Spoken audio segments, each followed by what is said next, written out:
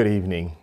Welcome to this next segment of Native Drums podcast of the Savannah Grove Baptist Church, pastored by the Reverend Dr. Ralph W. Canty. Picking up off of the last segment on the coming of the gods, I want to take an opportunity to use this segment to complement it with the emergence of a militant black clergy coming off of course, the anti-slavery theology and the presuppositions, the biblical passages we listened to in the previous segment. And so I want to use this segment to talk to you this evening about insurrectionist theology, the origins of a militant black clergy. Insurrectionist theology, the origins of a militant black clergy. Before I get into the three examples of militant black clergy that will comprise this segment, I feel it also necessary to give you a little background about the theological history of America relative to the slavocracy and how slavery was understood by both planters and slaveholders alike. And so when we look at that background, we see a bondage freedom dilemma, as I call it, emerging in the 18th century, about 100 years into the slavocracy. And of course, the questions that surrounded that dialogue about the bondage freedom dilemma was how to reconcile Christian freedom with eternal slavery. How are we going to Christianize, baptize slaves, and should we? And three, did the Christianization of the slave mean immediate freedom? These are all legitimate questions, namely because Christian faith is a faith that's ultimately rooted in human freedom. But yet at the same time, planters and white Christian ministers were not interested in black people being free from slavery. And so even though the original planters committed Christian faith to the slavocracy and maintained that slavery was an institution that was to remain eternal until the end of time, they were constantly beset as we moved into the 18th century by questions about not only the Christianization of the slave, but whether in grounding the slavocracy in Christianity itself, does the Christianization of the slave mean immediate freedom? Of course, this was not the goal of white planters, because the goal was to Christianize the slave, to make the slave more docile and readily accepting of his or her enslavement, not to free them from slavery itself and what it represented for them from a standpoint of Christian redemption, and of course, from a standpoint of Christian charity. And so the challenge then for the slaveholding community and for white Christian ministers was to create an approach to freedom that touted the value of freedom in the Christian life and in biblical revelation, while at the same time not freeing slaves from slavery. And so to answer this question, still under British rule before the Revolution in 1727, Anglican Bishop George Berkeley decided to address this issue and to help out his fellow colonial planters and, of course, to help out his white Christian colleagues in the ministry. And so he crafts this letter titled "To the Masters and Mistresses of Families in the English Plantations Abroad," exhorting them to encourage and promote the instruction of their Negroes in the Christian faith. Long title, and of course, even longer impact as we move through American history. Here is an excerpt from that particular letter that I think is representative of the entire letter. And of course, this is Bishop Berkeley addressing how we were going to proceed as a European nation and as, of course, a European colony, touting the values of freedom while at the same time not allowing African slaves to be free. And so Bishop Berkeley in this excerpt proclaims, "Christianity and the embracing of the gospel does not make the least alteration of civil property or in any of the duties which belong to civil relations. But in all these respects, it continues persons in the same state as it found them. The freedom which Christianity gives is a freedom from the bondage of sin and Satan, and from the dominion of men's lusts and passions and inordinate desires. But as to their outward condition, whatever that was before, whether bond or free, their being baptized and becoming Christians makes no manner of change in it. What was Bishop Berkeley saying? His argument: first, Christian freedom is strictly inward and not outward. The freedom which Christianity gives is a freedom from the bondage of sin and Satan. What did that mean for him interpretation-wise? It meant that only the slave's inward state was corrupt and can be changed by conversion or baptism, but not the slave's outward state in terms of societal freedom from chattel slavery. And of course, the other statement bears significance for our discussion. But as to their outward condition, whether bond or free, their becoming baptized and becoming Christians makes no manner of change in it. It meaning their status. And so the meaning of that statement from Bishop Berkeley was that the slave's outward state was unchanged by conversion, and it was equally unchanged by baptism. Why is that important? This letter was so significant in the life of the colonies that it laid the theological foundation for an understanding of Christianity that allowed colonists to maintain slavery and at the same time maintain that they were doing it under the auspices of the God of Jesus Christ. And so the impact of this letter is threefold. Number one, it becomes the theological norm in slave life, even after the Revolutionary War, as we move into the late 18th and into the 19th century. It becomes the prevailing, number two, understanding of Christian faith in America after the Revolution and the Declaration of Independence. And of course, number three, it becomes the apologetic mandate in the life of the church. Apologetic in this sense, meaning orthodox, in that the converted Christian should defend this interpretation of Christian faith with his or her life if necessary.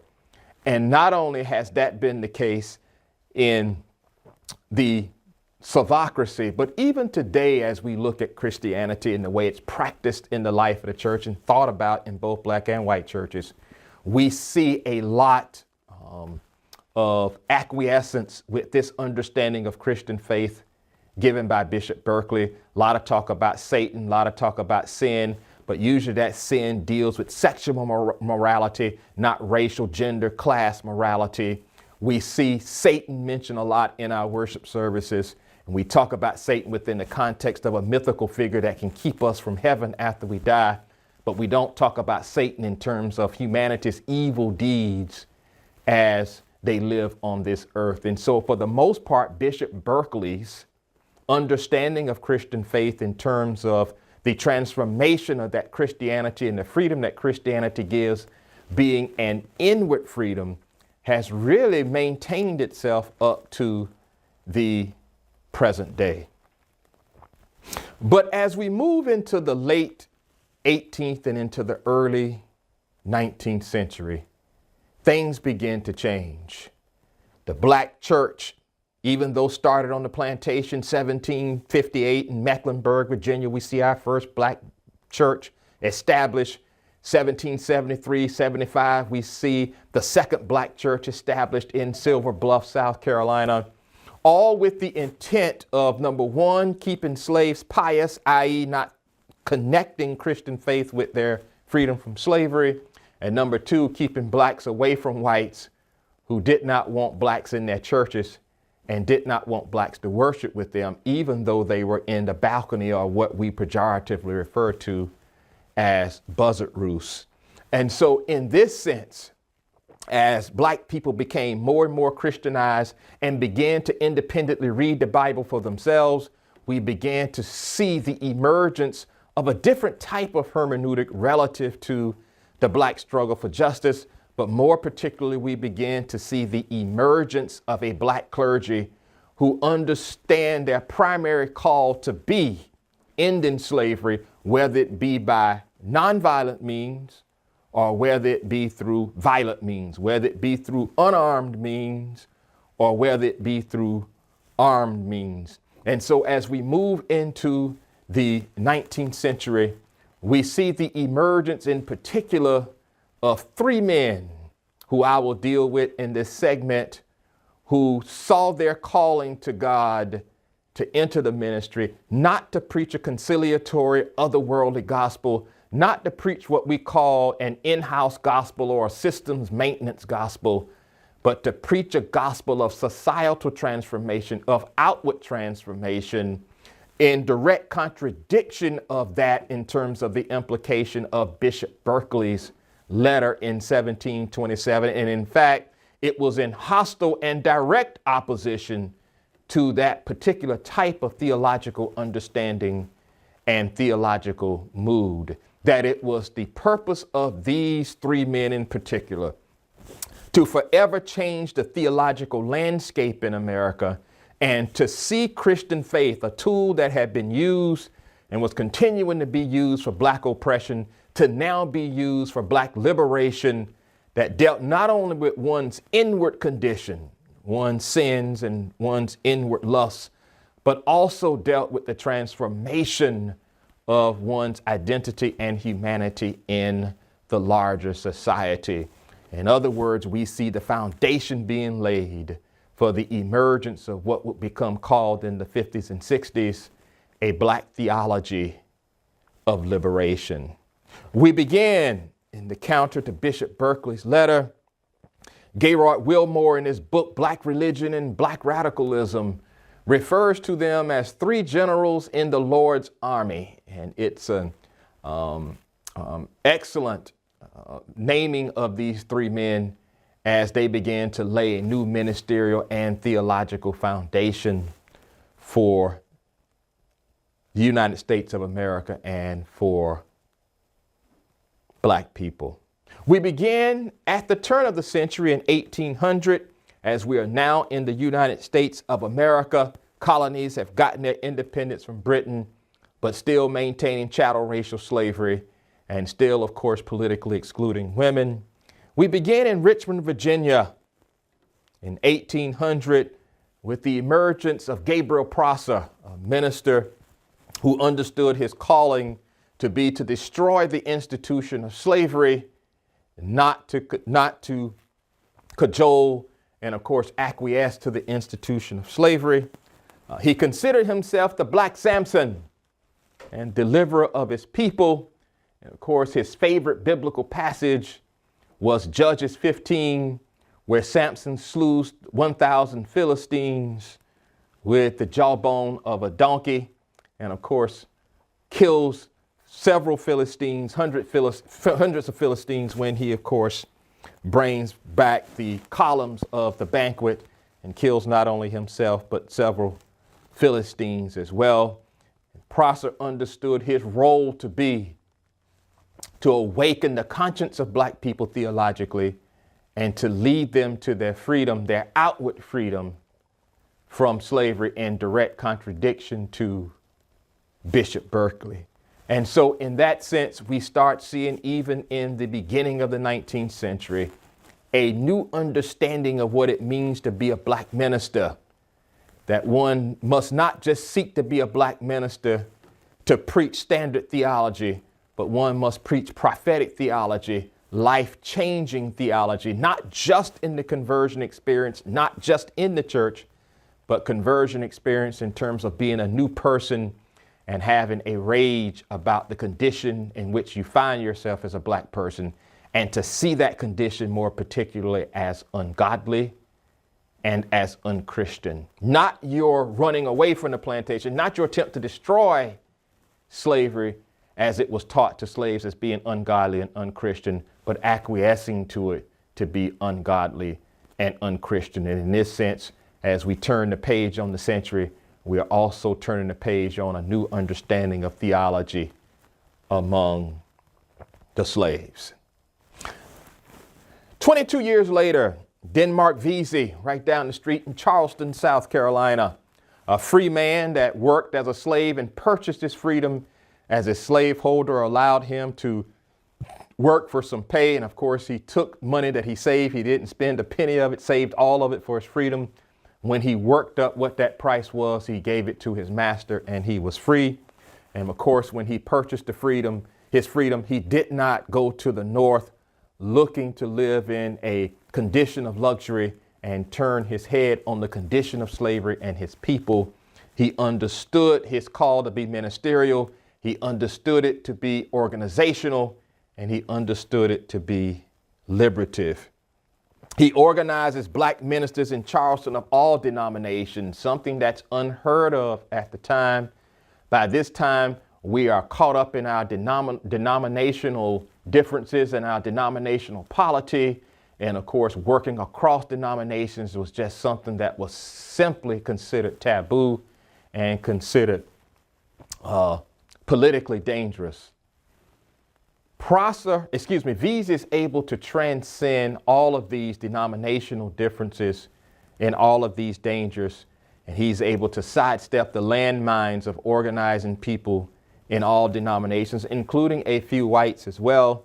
And he organizes black ministers to talk to their congregations about the necessity of an outward freedom, not just an inward freedom, but a freedom from the slavocracy as the freedom that Christian faith and the Bible calls for, the freedom that Jesus and Paul call for. And so for Vesey, he was guided by the Zechariah 14 passage and the Judges 6 passage, the Zechariah 14 passage, the day of Jehovah, where God has promised the Israelites that God will lead the fight, would be the general against unjust nations. This is a very significant passage, not only in biblical history, but also in contemporary history, because we now extend the critique of ungodly behavior from the religious individual to the decisions that leaders of nations make in creating unjust conditions for populations of their citizens, which hits the United States of America dead center, namely because even after the revolution, the founding fathers got two things wrong. That is, number one, they decided to maintain racial slavery, and they decided to continue with the political exclusion of women. Two major mistakes that they made. And here you see in this biblical passage from Zechariah that we're dealing with a God that doesn't, in contradistinction to Bishop Berkeley, just deal with one's inward condition, that God is also concerned about the way one lives in society. Here you see Jehovah enlisting Jehovah to go up against unjust nations and fight against them. Very significant for Vesey, the Zechariah 14 passage. And then Judges 6, Joshua fells the walls of Jericho. The walls are seen as symbols of division. They're seen as symbols of ignorance. They're seen as symbols of productivity. And of course, in Judges 6, Joshua is given the divine command from God to walk around the walls with his army 7 times, promising Jericho that those walls will fall. And of course, the Israelites will go into the territory. And Joshua, in obedience to God, does that, and the walls of Jericho fall. And of course, for Vesey, he saw America as a modern Jericho. He saw America as a Jericho that prides itself on division, especially racial division, that prides itself on deceit, that prides itself on trickery, that prides itself on sophistry and making slaves think that the only hope they had of fulfilling God's promises was after death in heaven. And of course, he saw in Jericho and its counterpart contemporarily, America, a nation that was comfortable with its unjust treatment of black people and its unjust treatment of women. And so the Joshua 6 passage, very, very significant for Denmark Vesey in Charleston in 1822 as he leads this insurrection. And of course, it stands to reason that an insurrection would be led in Charleston because, of course, Charleston was the major regional port to purchase slaves for slave masters. In fact, it is estimated that close to half of the slaves purchased during the American slave trade were purchased in Charleston, South Carolina. In fact, the other regional centers were Richmond, Virginia, New Orleans, Louisiana, but they were attended far less than slaveholders attending the regional meetings, slave auctions in Charlotte. It was said among slaveholders, if you're looking for what you're looking for, if you really want what you're looking for, whether it be in a slave woman or a slave man, Charleston was the place to go. And so it was poetic justice that an insurrection of major proportions would be led, number one, by a minister, number two, by a Christian minister, and number three, in Charleston, South Carolina. And of course, this third general in the Lord's army, according to Wilmore, the one you're probably the most familiar with, Nat Turner in Southampton, Virginia in 1831. And of course, Nat Turner was probably the one of the three that was most given over to armed insurrection as the only way to achieve freedom. For Turner, the logic was that even the slave masters' 6- and 7-year-old sons will grow up to be slaveholders when they become adults and will probably be even more virulent in their psychical and their physical exacting on black people's bodies and minds as their fathers. And so for him, not only did you have to kill the slave masters, but you had to kill their sons as well. Turner is believed to be deeply influenced by David Walker's appeal to the colored citizens of America. We'll talk about that shortly, particularly in the next segment. But David Walker's appeal was one of the most incendiary books ever written. Walker, of course, was born free in Wilmington, North Carolina, made his way up to Boston, started a seamstress shop to pay the bills, as they say. And of course, wrote this incendiary tract. Again, I have read it several times and I suggest you read it as well. That comes out in 1829. And it is an incendiary manifesto that condemns slavery and connects America to all of the great kingdoms, including Rome and Babylon, who had their day in terms of prosperity, in terms of their rise, but also had their falls and prophetically predicted that America would fall as well. This book was published in Boston, was sent down in ships with other goods. The cover was wrapped in paper bags so you couldn't see what the title was, and it was distributed to slaves who could read, and slaves who could read read it to slaves who couldn't read. And of course, it upped the ante in terms of insurrections. And many historians believe that Turner was influenced by David Walker's appeal to the colored citizens of the world. In 1830, his insurrection takes place a year later in 1831. Turner is going to be influenced biblically as a minister by the Luke 12:31 passage. And of course, in this case, he has chosen a New Testament passage over and against the Old Testament passages of Vesey and Prosser in their understanding of ministry. For those of you familiar with the Luke 12:31 passage, it reads, "Seek ye first the kingdom of God, and all other things will be added." And so for Turner, it was clear that the kingdom of God was rooted in black liberation, and that if we work to get black liberation, not only would liberation happen, but all other accoutrements of God's grace would come our way as well. They will be the French pastry, they will be added. But of course, God calls us, like God called Moses, to go to Egypt and tell Pharaoh to let my people go. That Turner truly believed that God called us and actually called ministers to lead, in this case, black people, to their freedom. And so he is seeking the kingdom of God, which is very significant because, of course, the kingdom of God theology was used by white ministers throughout the plantation and throughout slavery to establish as the Slavocracy itself being synonymous with the kingdom of God. And so slaves had to hear ad nauseum in Sunday sermons in church how the Slavocracy itself was the manifestation of the kingdom of God. And of course, they refer to it historically as manifest destiny, that the destiny of black and white people in America has been created and inaugurated by God, perpetuated by God, and therefore God's favor is on the Slavocracy, and that they were living in the midst of the kingdom. But of course, most black people, including Turner, did not buy this understanding of the kingdom.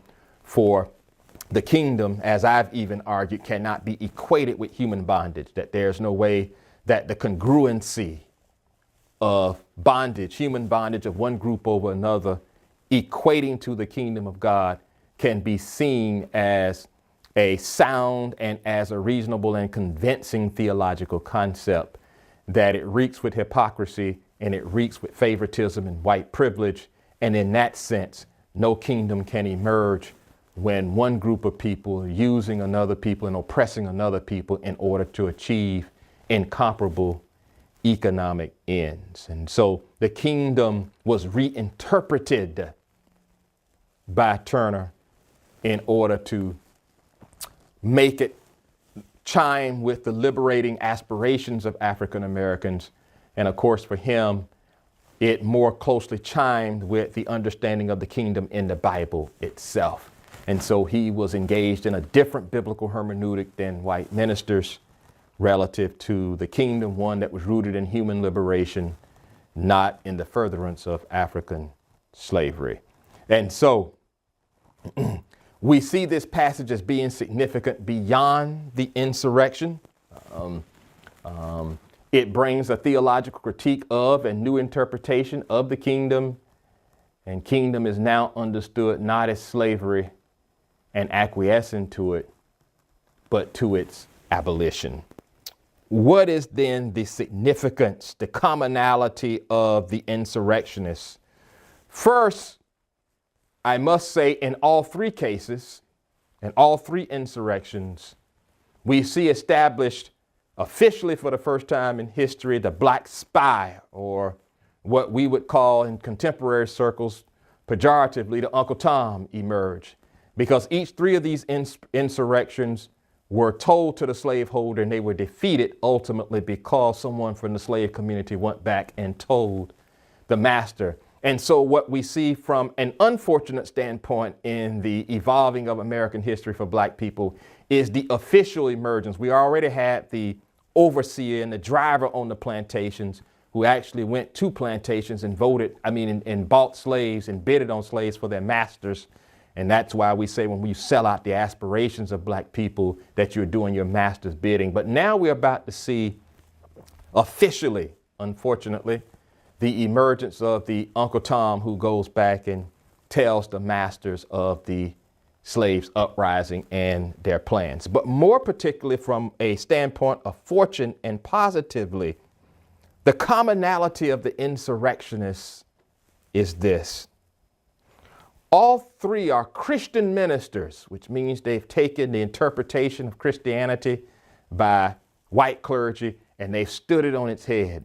It now becomes a tool of liberation, no longer a tool of oppression. All three are Christian ministers fighting for freedom and who see that freedom imperative, not just an inward freedom, but see an outward freedom, a societally transforming freedom, as imperative in the gospel message itself. This is crucial for the slave community as it moves into the 19th century, because it's going to lay the groundwork for more insurrectionist activity as we move up to the Civil War. Number two, all three of these men understood their call to ministry to fight for the abolition of slavery and not promote its merits. Up to this point, most of the ministers that had been produced in the black church openly advocated the merits of slavery, namely because generally there were white overseers in the back of the church, and they prohibited black pastors from making direct references to freedom in their sermons, not unless that freedom, of course, magnified Bishop Berkeley's interpretation of an inward freedom, but not an outward freedom. And so for the most part, pastors were systems maintenance kinds of pastors. But you're going to see with these insurrectionists here that their call to ministry, in my judgment, is more authentic because they were fighting for a liberation hermeneutic of the gospel to be pragmatically realized in American society, not only for black people, but for all people. And they understood that this understanding of biblical revelation was more closely akin with what the Bible actually says and what the Bible is actually about, the central meaning, the central witness of the gospel, than for the Bible to be used in the demonic way of justifying one's enslavement of another race of people. And so all of them understood their call to ministry, to fight for the abolition of slavery and not promote its merits. And three, for all three of these men, it marks the first public declaration of a Christian faith of Black liberation. In that sense, liberation means not only one's inward freedom, but one's outward freedom. Liberation is a more holistic term than freedom itself and lays the foundation for a complete understanding of freedom for human beings and Black people in particular, and not just one's inward freedom as Bishop Berkeley suggested.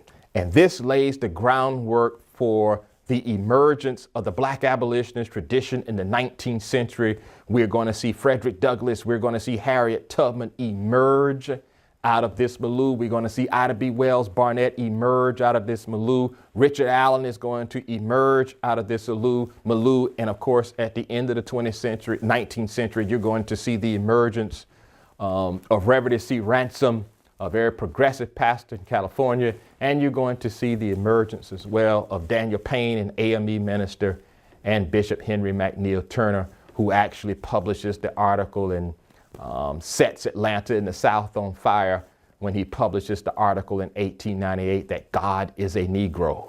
One of the first references to God being non-white, in contradistinction to the proliferation of white images of Jesus that are going to begin in the 18th century, along with the Fugitive Slave Act, as a last-ditch effort to maintain white control and as a last-ditch effort to maintain white supremacy.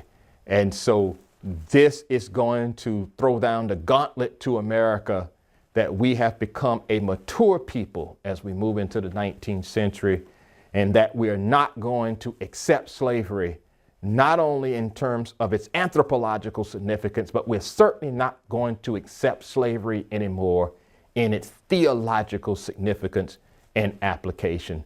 That the notion that we should see an easy affinity between God and human bondage has been severed, and it's been severed forever. And in many ways, we began in 1800, of course, with process insurrection, to throw down not only the historical gauntlet to America, but to throw down the theological gauntlet as well.